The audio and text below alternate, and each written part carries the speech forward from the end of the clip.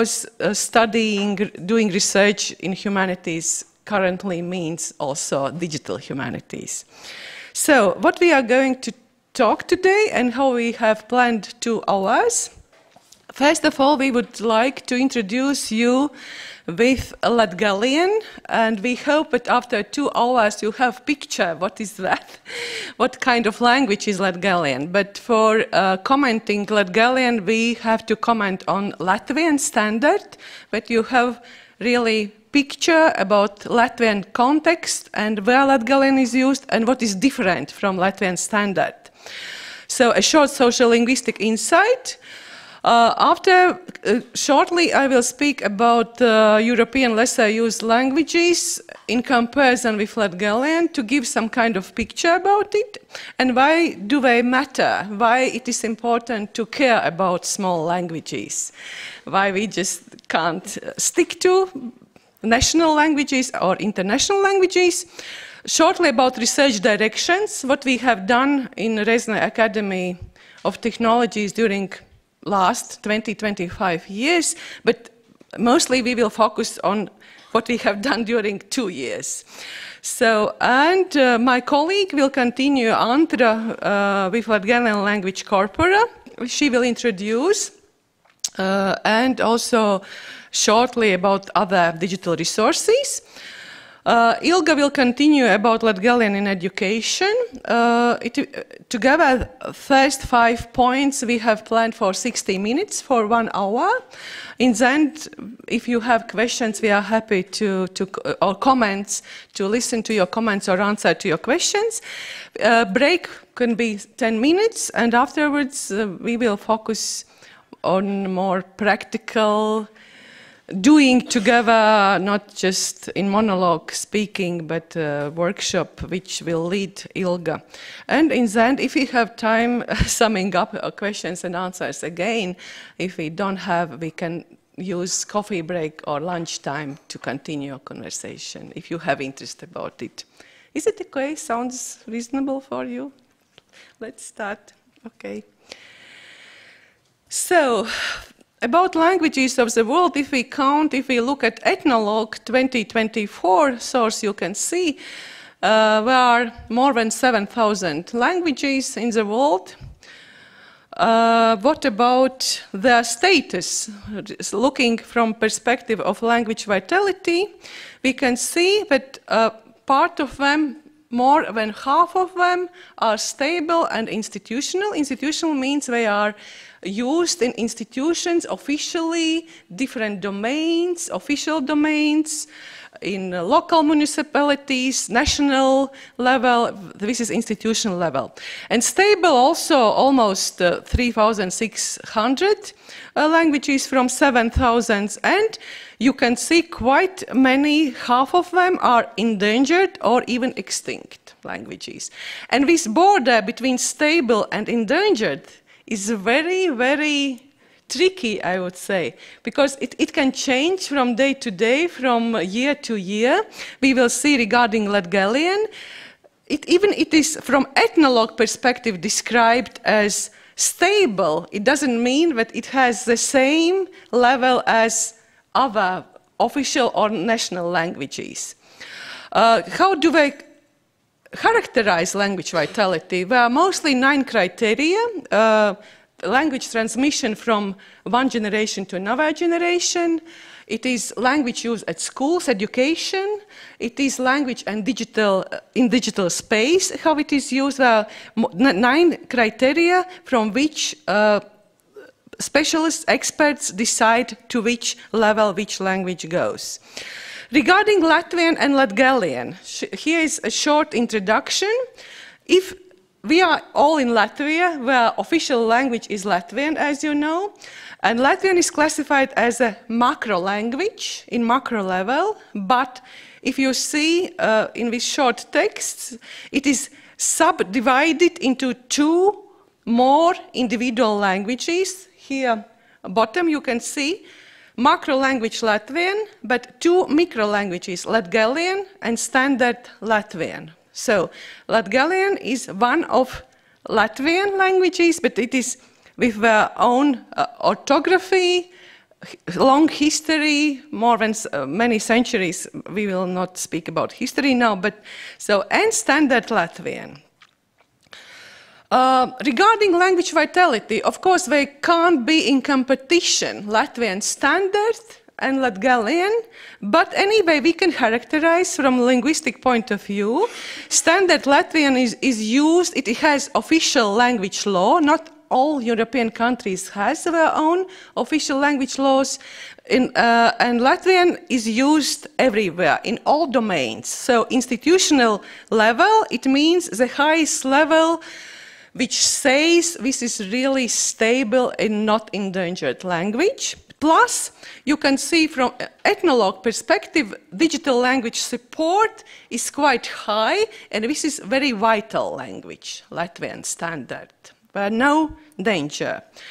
In comparison, Latgalian, from ethnologue perspective, is described as stable language. And therefore, I said it's a bit tricky, because if we look closer, what does it mean, stable language? Stable language means that it is transmitted from one generation to another, and it is learned at school, taught and learned at school. And this is not Latgalian case, actually. It is, Ilga will speak about it. In some schools, yes, but mostly it's not taught at school. It's not compulsory subject, it's not language of instruction, and I will show you that it is transmitted, but also not in all families.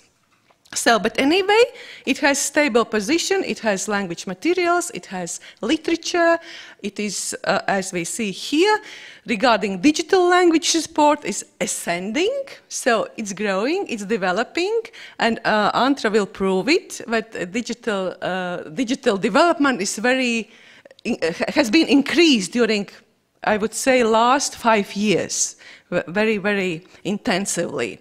So, but anyway, the positions in which we see a huge difference. A short social linguistics insight about Latgalian. Here is a privately made map. In yellow color you can see area where Latgalian mostly spoken. This is southeast part of Latvia. And if we look closer how many people speak in Latvia in general and in Latgale area, you can see such picture. So, the first two small short columns, it is about Latvia. In Latvia, more than 10 years ago, approximately 9% of all of population, they have admitted they use on an everyday basis Latgalian. So mostly they are in a migration Latgalians who have moved from Latgale to Riga. Mostly there are such cases. And this number in 2022, so a few years ago, has been decreased from 9 to 8%. And this orange yellow line means that this is the main language in families. The main language, this is very little used. What does it mean? Mostly families are switching from Latvian Standard to Latgalian. Sometimes it is even Russian if they are bilingual families.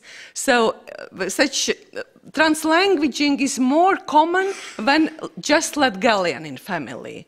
And this is, you see this small line, narrow, very narrow.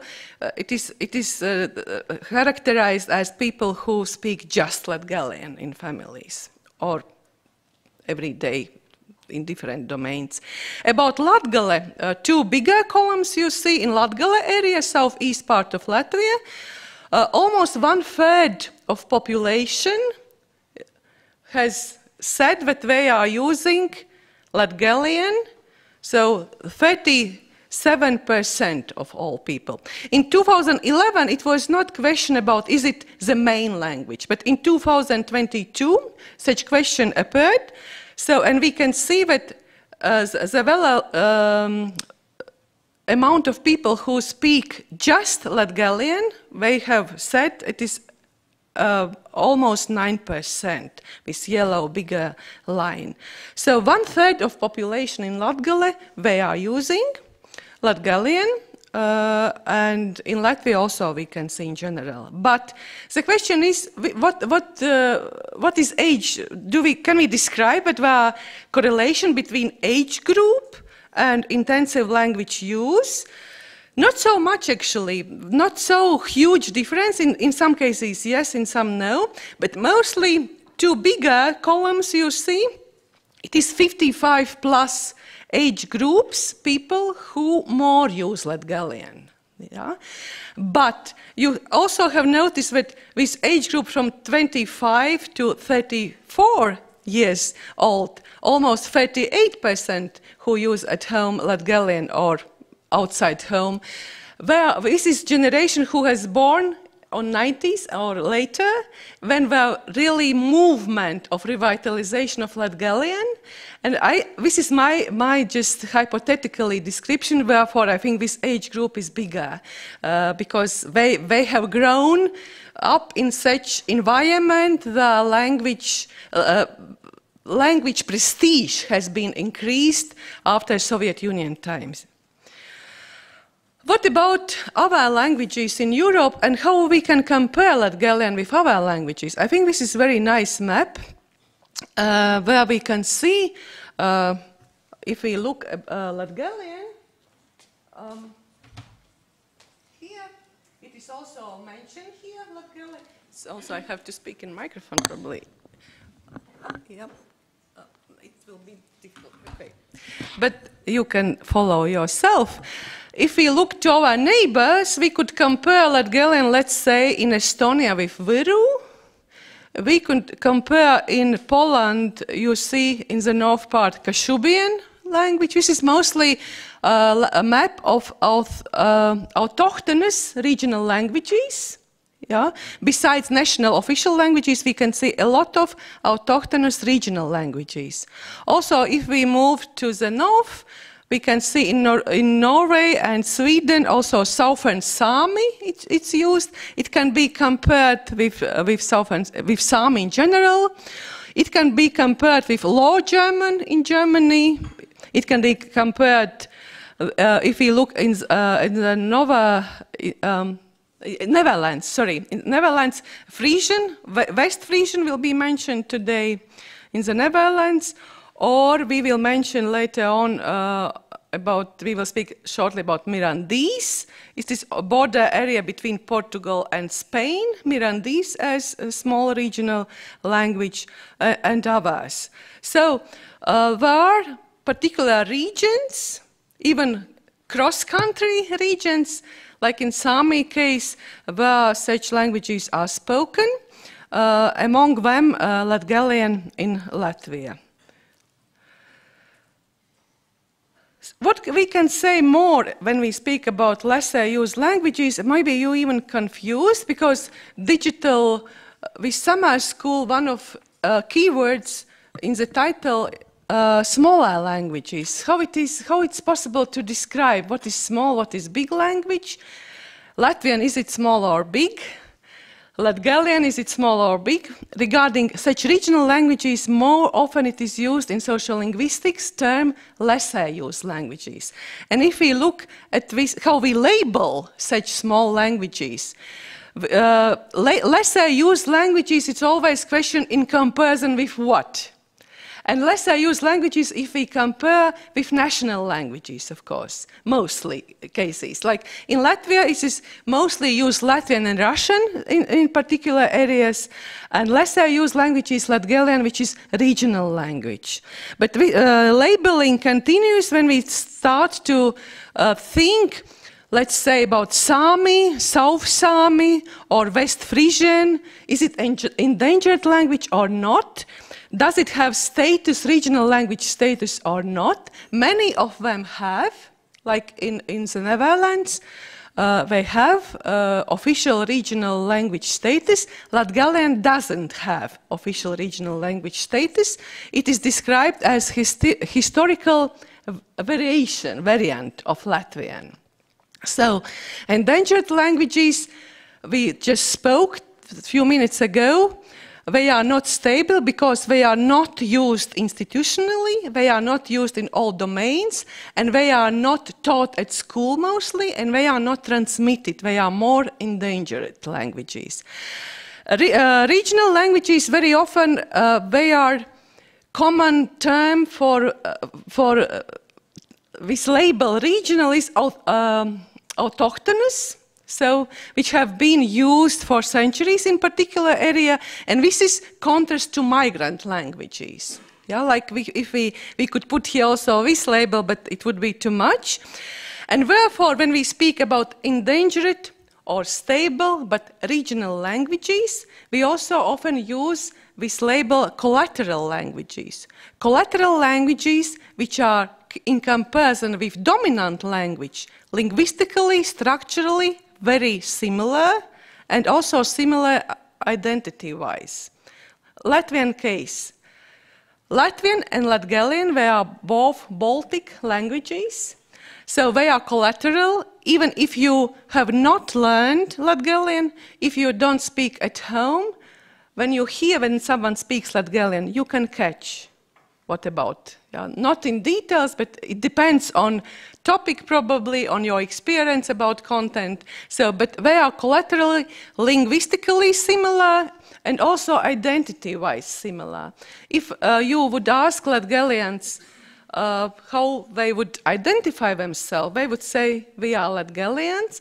It depends where this question it is addressed. If I am in Europe, in another country for a conference, I'm saying I'm Latvian. Because people probably in America, they don't know where Latvia is. Yeah? Therefore, I start with Latvian identity.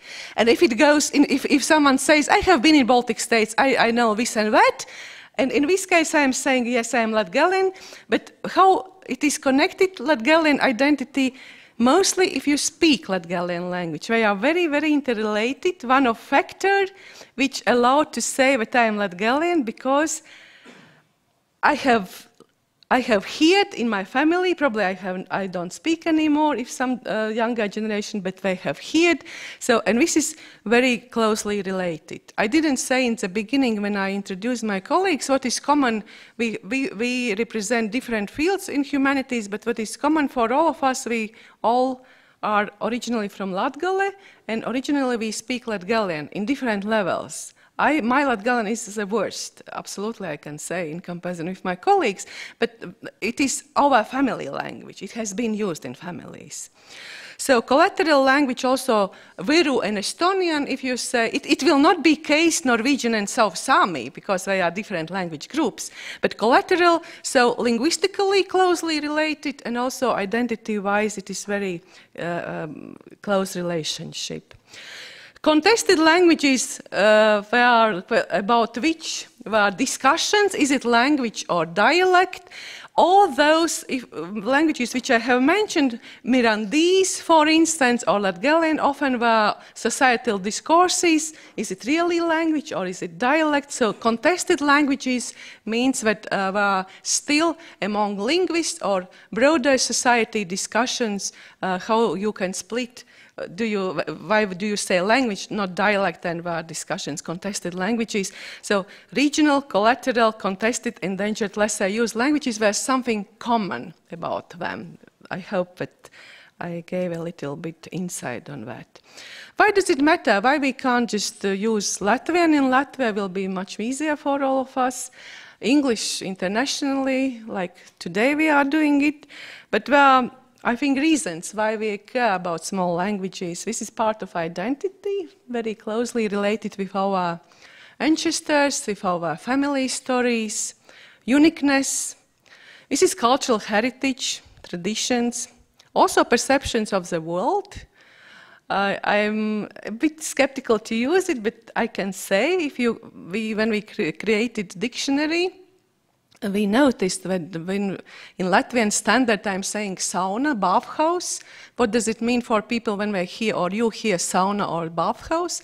And when we look at traditions, what people have done, how did they use bathhouse when small children were born there, which plants they collected for giving help people because it was hot water and everything. This is something more than sound. And such stories, traditions, they allow us to see that people have looked at the world through language. Language is just frame, but the content in this frame, which can differ from region to region, from country to country. So this is important to care about this cultural heritage.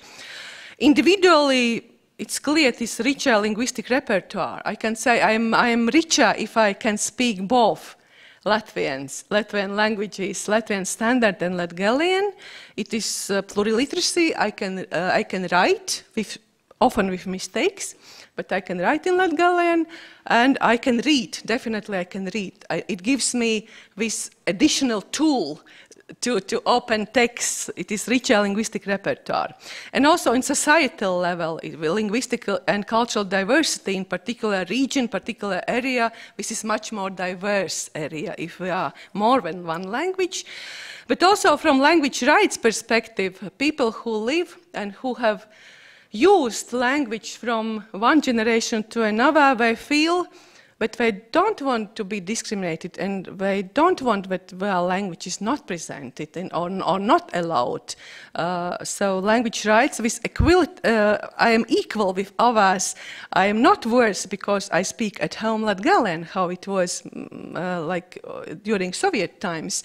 It was not officially allowed to use at schools. It was like if you go to Riga also you feel much worse if you speak Latgalian. I think it has changed and people are more proud and they feel this is their rights to use language. We have done research about Latgalian. We have looked at Latgalian from economic and non-economic value. You would ask me, what kind of economic value does such small language have? Or it has, particularly in tourism. If you want to attract more local tourists from another regions, they are very interested coming from Kurzeme or Vidzeme. They are asking, how do you say it in Latgalian? And if some signs more in Latgalian, it can be also even with economic value. A layperson's perception of Latgalian and its status, folk linguistics we have done in this field, subfield, also literacies, including corpus literacy in the regional collateral languages, also about language attitudes and societal discourses. One of very fresh articles which we have written, it is, we were very proud that we were addressed by this journal, and we prepared special issue of the Journal of Multilingual and Multicultural Development on literacy in collateral regional languages of Europe.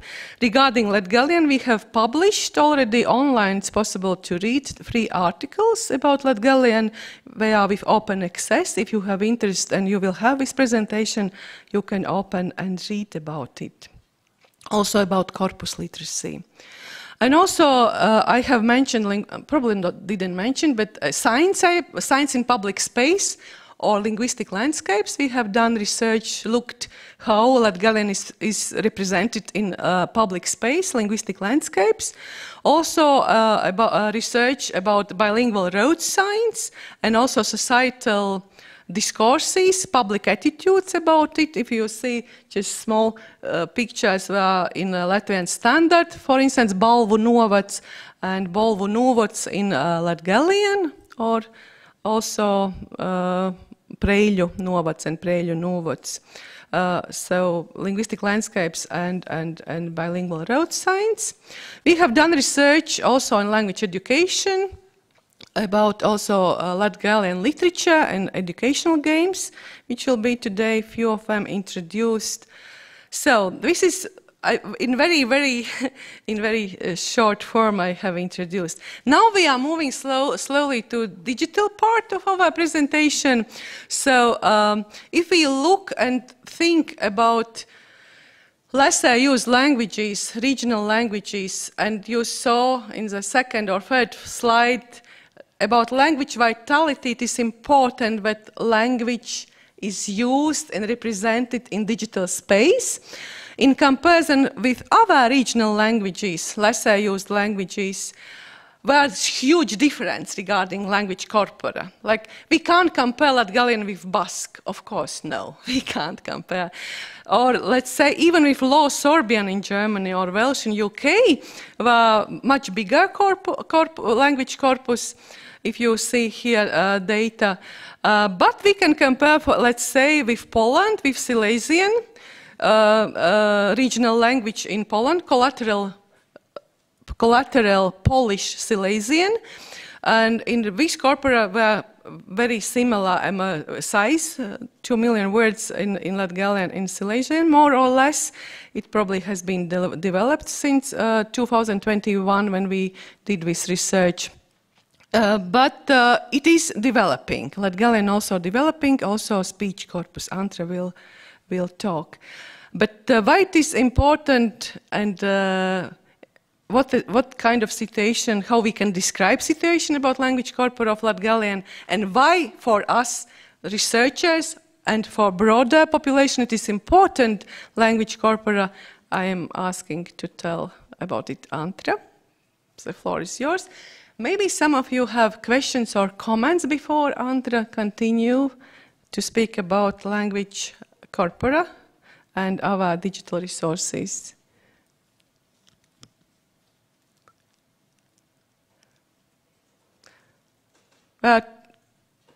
Yeah.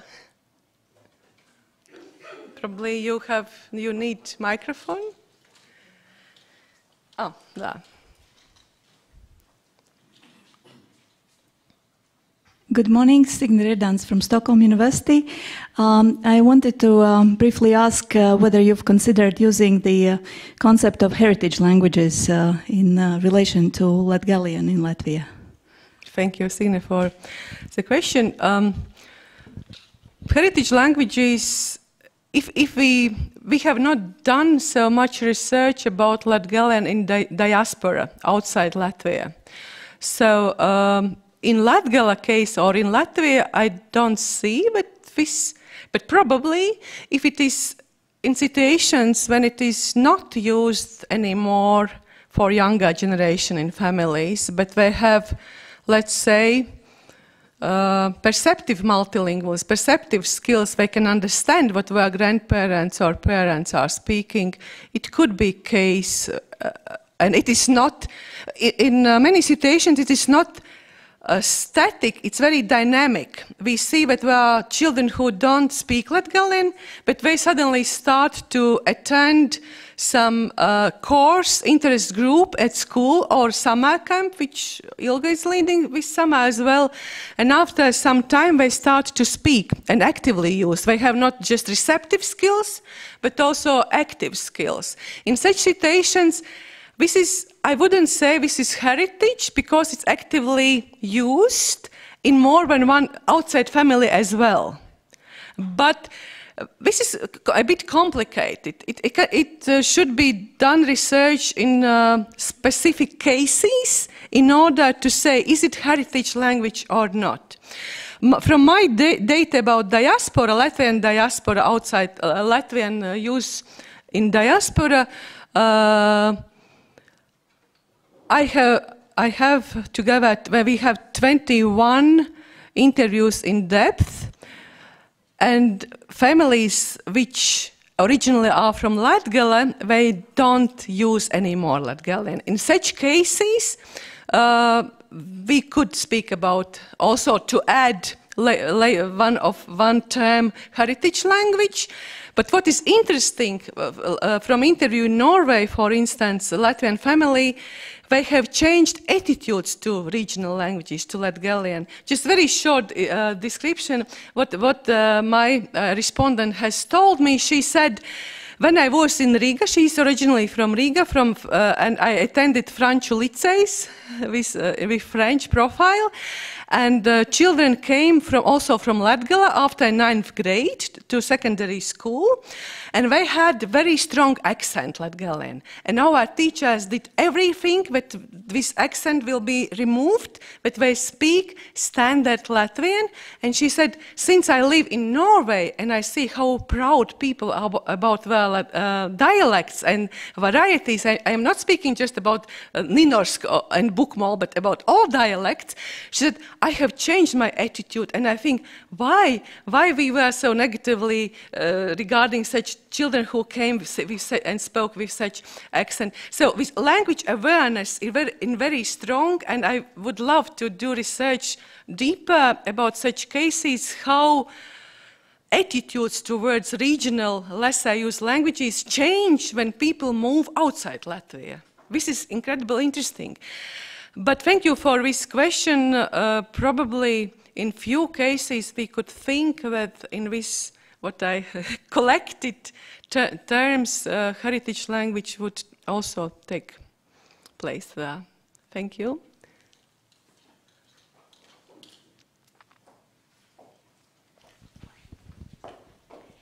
Thank you so much for your presentation. My question is regarding regional influences. So Latgale is situated nearby Russia and Belarus. Within your recent or previous research, have you seen any influences on Latgalian and the way it's used and spoken in terms of minor variations, perhaps, due to that geographical proximity of certain other languages? I mean, I stated two, but maybe there are more. Thanks. Yeah, thank you. Also, border with Lithuania, it would be the case. But we are not, three of us, we are not doing research in theoretical linguistics, like it is more social linguistics. But of course, we can see influence. It's not just border area, but also historically, if we speak about 17th century old believers who came to area of Baltic states, they are also like very old Russian speakers population also in Latvia, and particularly in Latgale, in our region, but also of course border area,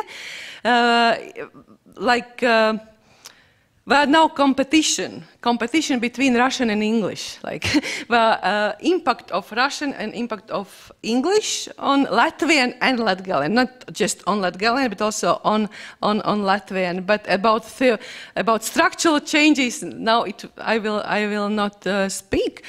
Well, also, such we could label, if it would be another topic, like such varieties like Trostyanka, or which is really, you can see this is some mix of Latgalian, Belarusian and Russian languages, like this, absolutely, we are not just languages with borders or varieties. This is really interrelated. Linguistically, we can find linguistically elements in, particularly in lexical level a lot. Yes, thank you. I think we will not move anymore to language corpora, but yes, please. Just a follow-up question to my colleague there. Since we spoke about borders, do you have any information about Latgalian being used across these borders in Belarus, Russia and Lithuania? Or if so, do you have any connections with these institutions to together do the research? I think the biggest cooperation is with Siberia.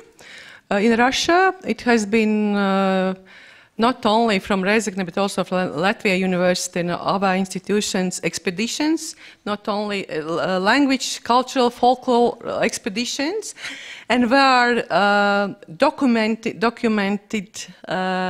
Latgalian, which is spoken even by third generation of Russian speakers in Siberia. And Andre, probably when she will tell about language corpus, she will mention that also in our corpus VAR, we have used audio recordings also from those people in Russia, in Siberia, who still speak Latgalian, but they are doing a lot of translanguaging. So this is what regarding your question also. This is, and also we have cooperation with Lithuania, with Magnus University in Kaunas. So, but it's not not so much about Latgalian, but about similarities, Latvian standard, Latgalian and Lithuanian, yes, also, yeah, in this case. But we had planned actually before 2022 one project with Belarus, but it has not taken place. Thank you. Just a little, I'm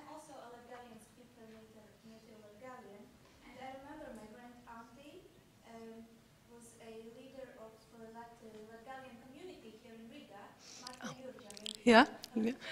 And she invited people from Siberia, whose ancestors were from Latvia, from Latgalian, and I do remember these people speaking. Yes, it was very a mix of languages. They do. They do. It's interesting. The third generation, they still do. Thank you. Andra. Yeah.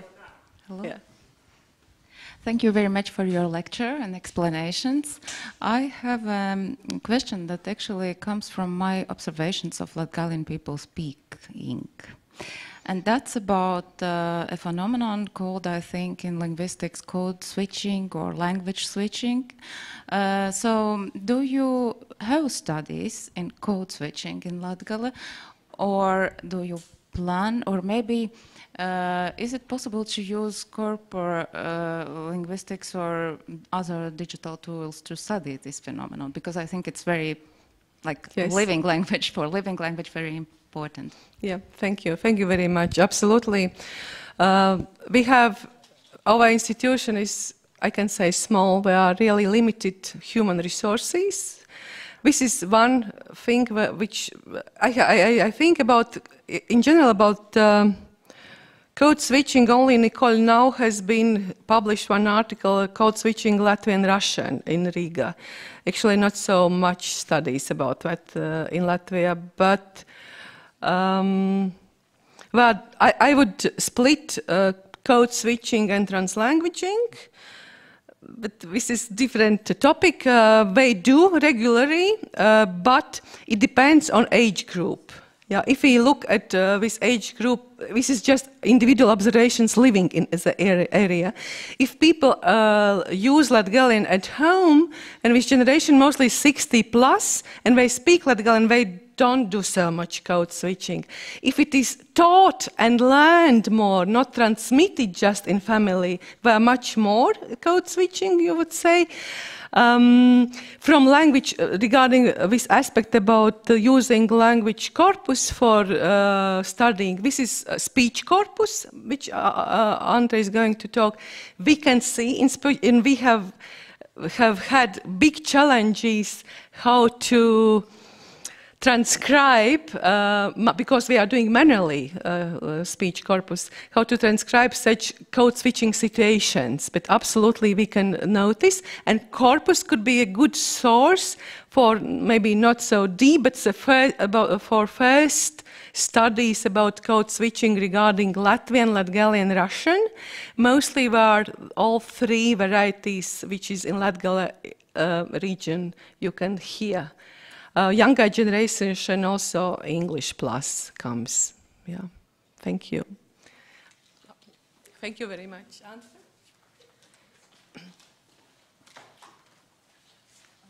Yes, hello. My name is Andra, and I'm also linguist, the same as my colleague Sanita. Regarding your questions, another colleague, Angelika Juško-Štekele, who is researching folklore texts, also had done research about this code mixing and code switching already in Latgalian folklore.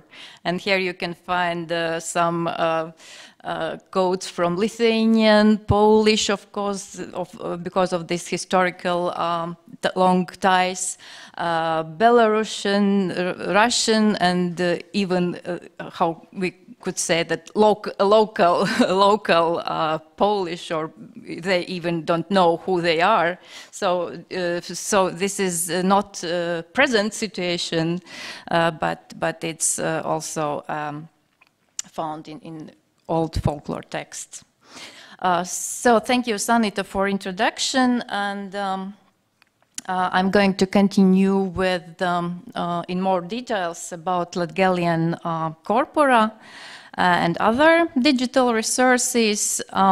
So Sanita already mentioned that we are linguists or philologists. So to create these digital resources, we are happy to cooperate with other institutions, and at the moment we are working on corpora and on new online dictionary, Latgalian thesaurus, and we are happy that we have good cooperation with Latvia University Artificial Intelligence Laboratory, and I'm happy to see here also our partners in this project.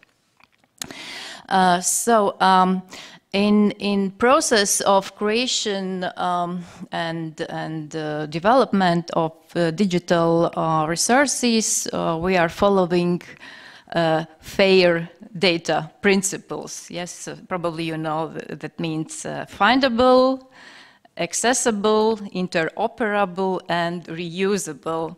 And in this picture, you can see that all these resources are interconnected.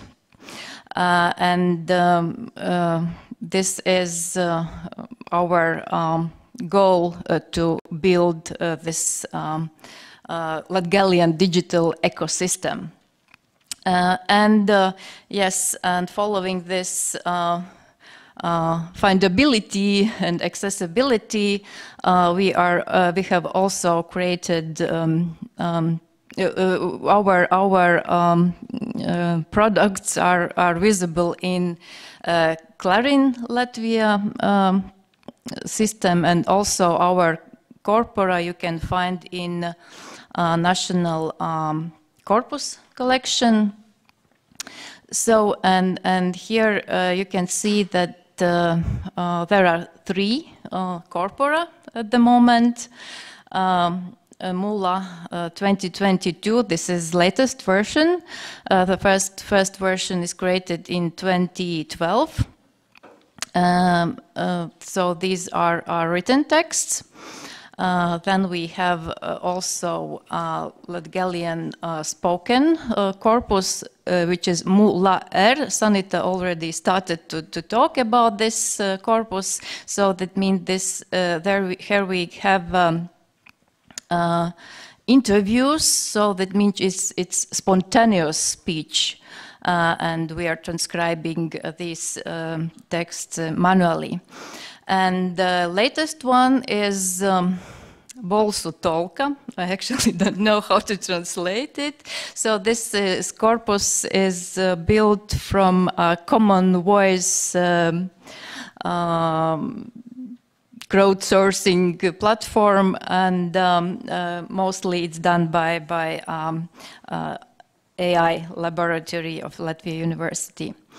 And at the moment, our main work, what we are doing is creation of Latgalian thesaurus, which is also made on the same platform that Latvian thesaurus is. So probably participants from Latvia use this Latvian thesaurus. So it will be on the same software.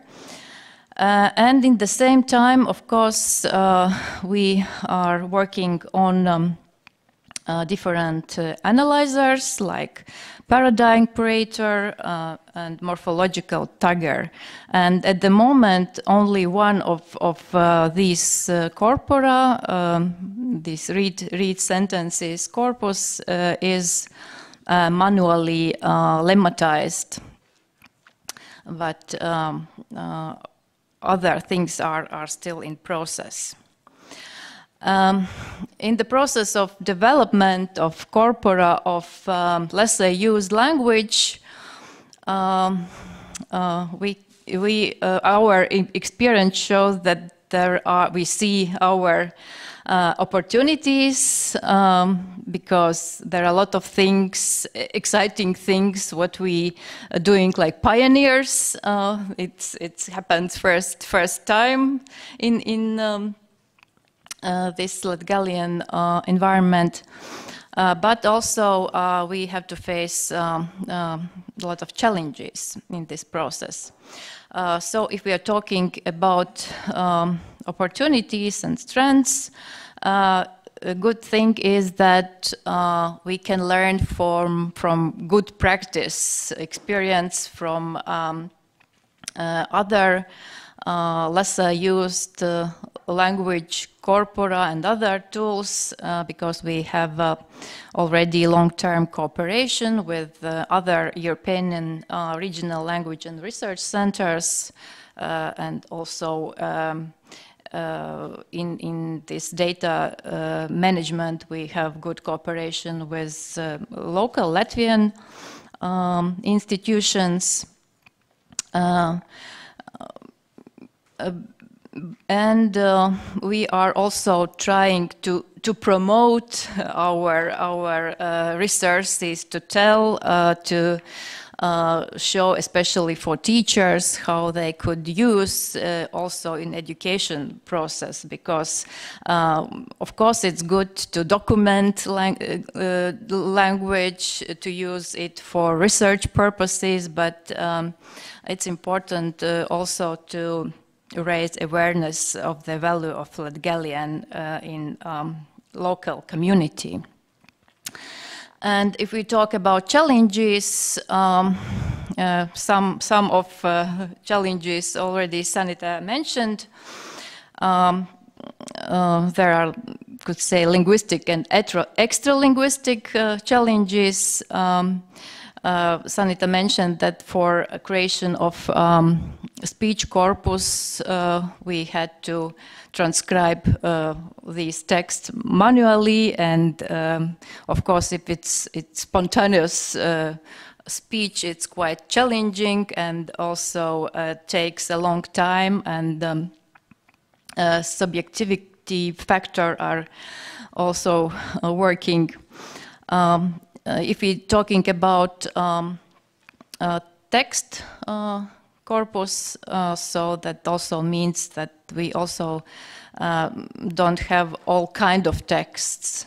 For example, there are not much documents in our text corpus. And of course, a big challenge is variativity in grammatical level, and also in lexical level, and also this code mixing and was mentioned. So we also have to think how to transcribe this speech, etc. And if we are speaking about extra-linguistic challenges, that means we all the time we have to be skilled in project proposal writing, because we only this is the only way how to get funding for these projects, and of course we can plan what we would like to do, but projects are projects, and we don't know what we will get as a result.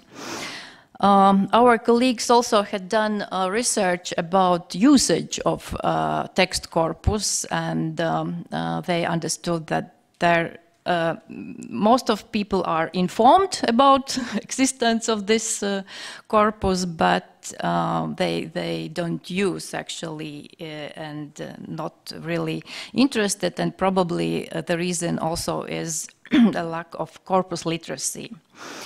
So, however, we are very enthusiastic to continue our work and overcome these challenges.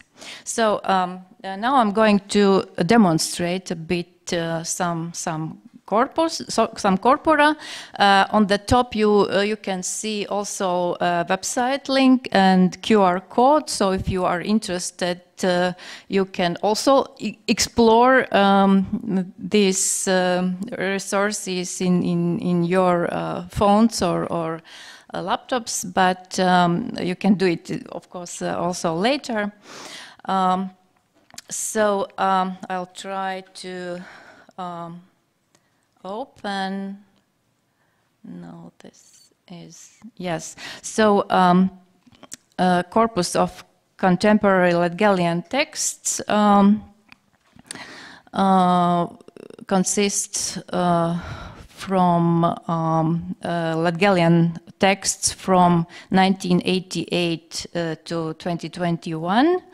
And here we have also metadata about the author, place, and year of the publication, as well information about the type and the genre of the text. This corpus you can find in Latvia National Corpora collection, and it is built of no sketch engine software. I suppose you are familiar with this software, so I will not demonstrate much how it works, but for example, here we can see text type analysis, and which also demonstrates in some way real situation, what kind of texts we have in Latgalian, because this corpus was made in certain proportions. So you can see that this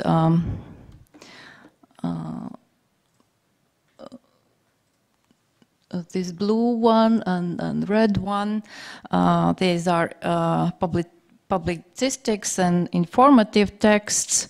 The next big part is fiction and literary texts, and there are much less scientific texts and documents. Yes, and unfortunately this corpus is not lemmatized, so that means if you will, it's also a bit challenging to search. But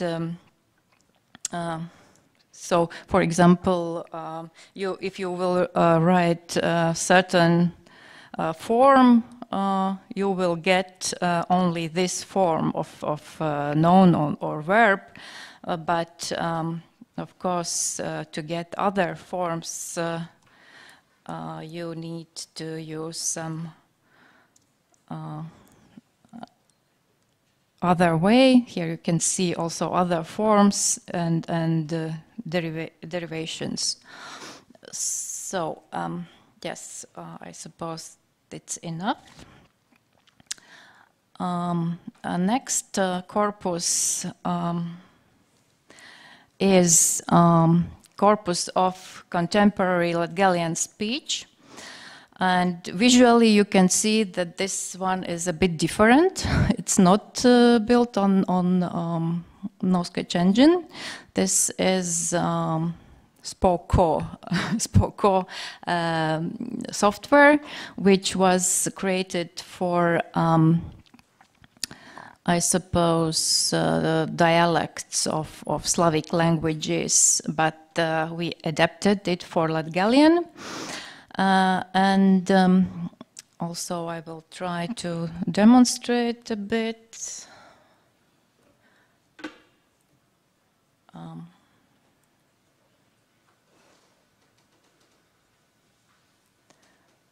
So, and this interface you can also see is in 3 languages, in English, Latvian, and Latgalian. And Sanit already mentioned that here we have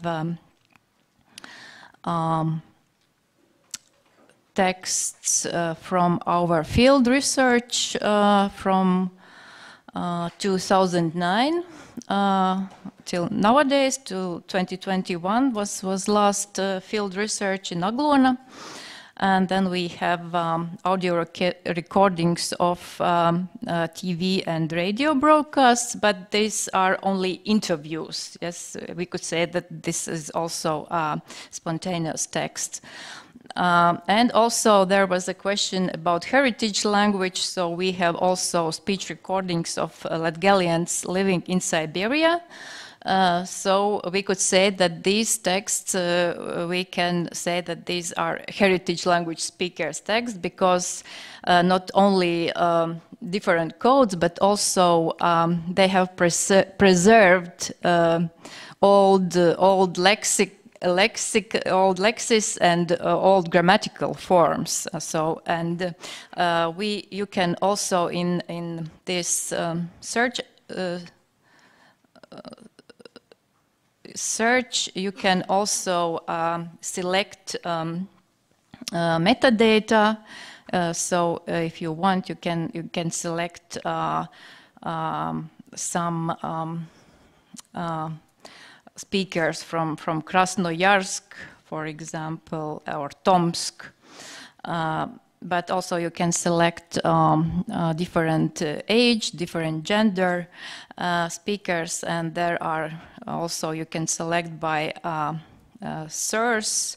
L means speakers from Latgale, M means media, and R in Latgalian reiti, so that means Eastern diaspora. And yes, this corpus also is not lemmatized, so but there is option that you can just write beginning or end or case sensitive for searching. And at the moment we have I forgot 32 hours of 23 hours of recordings and transcriptions. And yes, I could also a bit demonstrate how it works. The same word begins with and we can also see this short segment and also larger contexts, and we can also listen, valodu neaizmirstam, ar latgaliešiem runājam latgaliski. Probably not connected, but you can also download this segment of audio file, and you can also look for metadata and so on. So this works a bit different, but it's quite user-friendly and also quite easy to build. And latest corpus, also speech corpus, but what's the difference? If previous was a corpus of spontaneous speech, here we have sentences in Latgalian read by different speakers of Latgalian dialects, and this corpus was made using data from Mozilla Common Voice platform, and this is first Latgalian corpus where you can, which is lemmatized, manually lemmatized, thanks to colleagues from AI laboratory. So, and here at the moment there are 24 hours of recordings, and the process of collecting data is continuing, and also updating of this corpus works. And here also it's in National Corpus Collection, and here if we will write a basic form, let's check. Yes, we can also find other all paradigm of this known.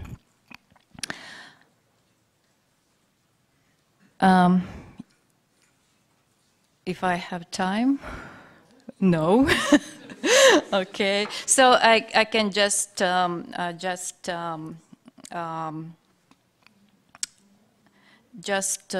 give an overview about our upcoming product, which is Latgalian thesaurs. It looks like Latvian thesaurs, but a bit different. You can see that here we have audio recordings, also from Common Voice platform. So here we have also pronunciation.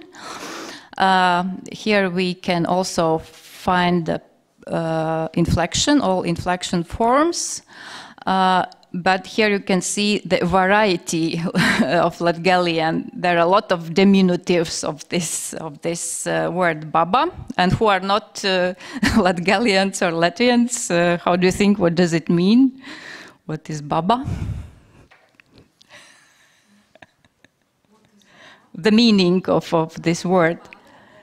Yeah. So the first meaning is grandmother, but also old woman and vecāmāte.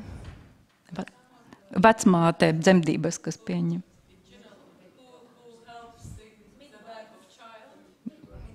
Midwife. Yeah.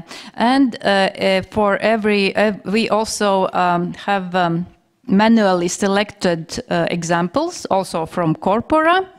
And there you can find also synonyms and derivates, and also for every lexeme you can see also source. So we take these lexes from different existing dictionaries. And yes, and the last slide you can just see overview about other digital resources and tools. There are also some another online dictionaries.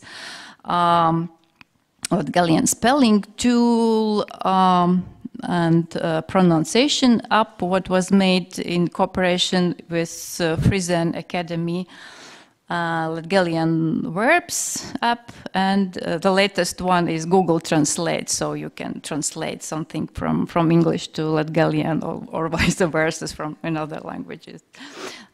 So this is it. Thank you. Thank you very much. And I suppose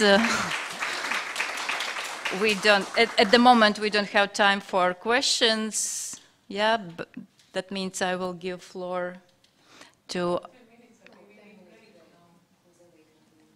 yeah, so, okay, as you wish. So with that, thank you so much for this very, very relevant presentation. I'm really sorry that we do not have more time for the discussion. And with that, for now, I will say goodbye to our Facebook or YouTube's stream viewers, because after the break we will proceed with the practical assignments and look into some specific websites and resources that are employing Latgalian and other smaller languages. And so let's go for a break and see you later, Facebook and YouTube viewers.